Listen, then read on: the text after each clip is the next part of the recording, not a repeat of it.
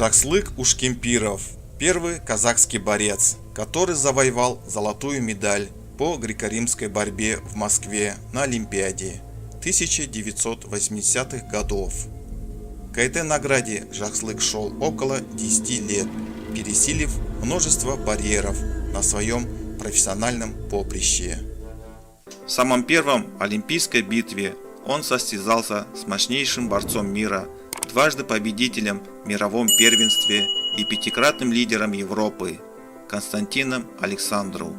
Далее он с легкостью поборол поляка Романа Керпача, венгра Ференца Шереша, болгарина Павла Христова и привез на родину в Алматы золотую медаль. Он также в 1981 году завоевал звание чемпиона мира и в 1982 году снова победил на Кубке мира. Легендарный спортсмен, творец истории, главные победы Жакслыка Ушкемпирова.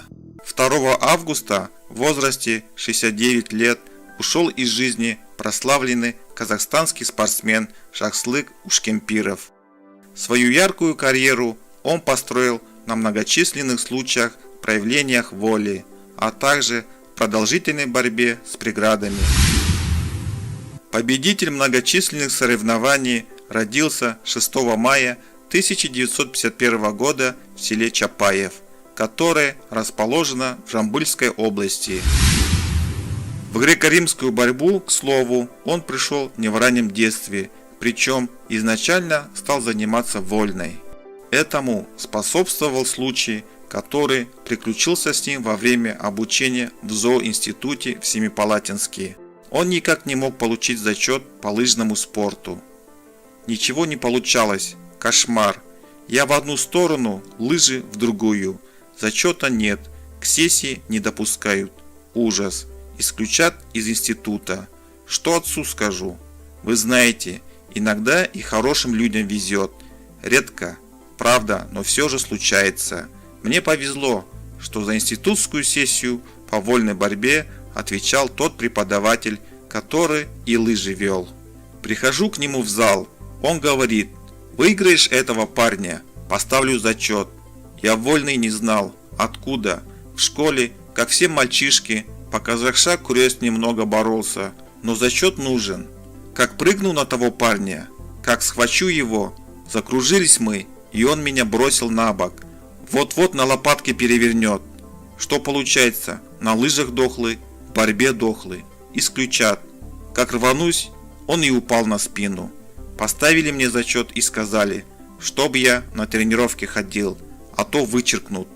Стал я вольником, рассказывал в свое время Яну Дымову Ушкемпиров. Постепенно он стал превращаться в полноценного спортсмена, хоть и шутил, будто в борьбе прятался от лыж.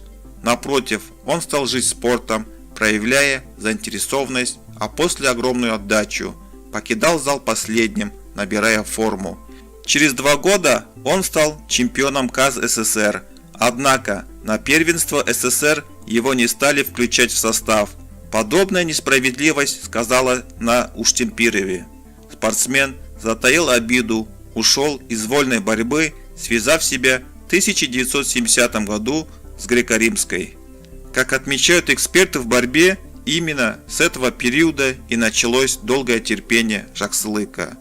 И во многом это связано с неудачами во время определения состава сборной СССР на различные мировые турниры. В 1973 году Ушкемпиров стал призером чемпионата страны, однако на Европу на матчевые встречи его не брали. 7 долгих лет ему приходилось бороться с этими барьерами, глушить обиду, радоваться за успехи товарищей, бороться с отрицательным эффектом. Ровно столько времени потребовалось, чтобы выступить на международном уровне. Не поехал Ушкемпиров на Олимпийские игры в Монреаль. Тогда отправили защищать честь огромной страны Алексея Шумакова.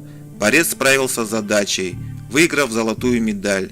Это тенью нависло над карьерой Жакслыка, который терял с каждым годом. Справедливость слишком часто была не на его стороне, хотя сам он всегда следовал ее принципам. Даже Как-то перед международным турниром в сборной у него спрашивали, кого взять в его весе, и Жахслык ответил, что Казарашвили на подъеме. Он никогда неправды не скажет, человек он прямой, искренний, с очень обостренным чувством справедливости, говорил о нем главный тренер сборной СССР Геннадий Сапунов. На момент его триумфальной Олимпиады ему было уже 29 лет. И да, он мог и совсем не выступить в Москве. Скорее всего, для него бы это стало большой трагедией, ведь на отборе он выиграл у всех, кто планировался в качестве претендента на его место в сборной. Однако, после долгих споров назвали тема Казарашвили. Был грандиозный спор, в которых был вовлечен наш знаменитый Вадим Псарев. Через некоторое время и после отсеивания кандидатуры Жахслыка на разных уровнях ему доверили представить СССР на играх. Сколько лет переживания, сколько лет терпения, обидных итогов совещаний по составлению сборной, столько преград позади. И вот, главный рубеж карьеры. Как говорил сам спортсмен, это был его единственный шанс победить на Олимпиаде. Время шло, терялись некоторые кондиции.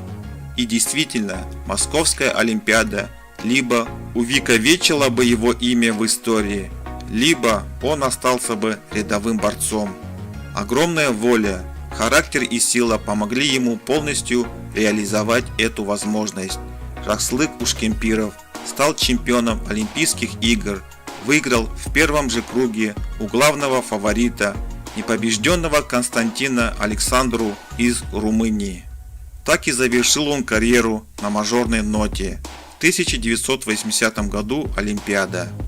1980 год олимпийский чемпион.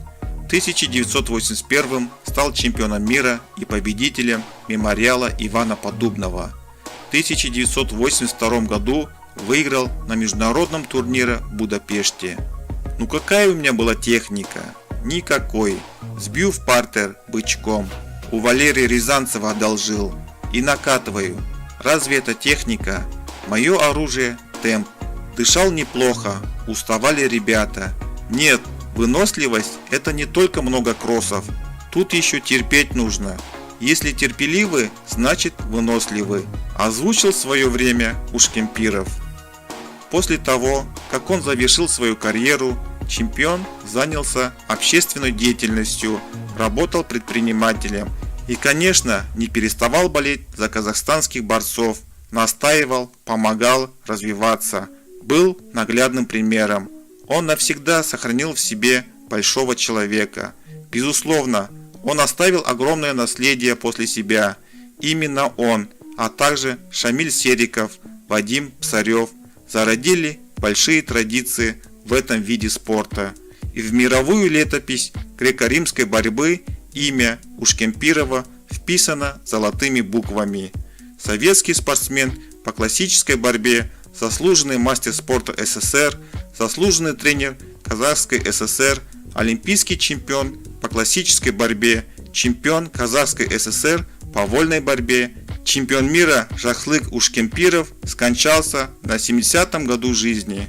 Соболезнования его семьи выразил Елбасы Нурсултан Назарбаев и президент Казахстана Касым-Жомарт Токаев. Если вам понравилось данное видео, поделитесь, пожалуйста, с друзьями. А также прошу вас поддержать наш канал своей подпиской и оставить комментарии, что вы думаете по поводу этого видео.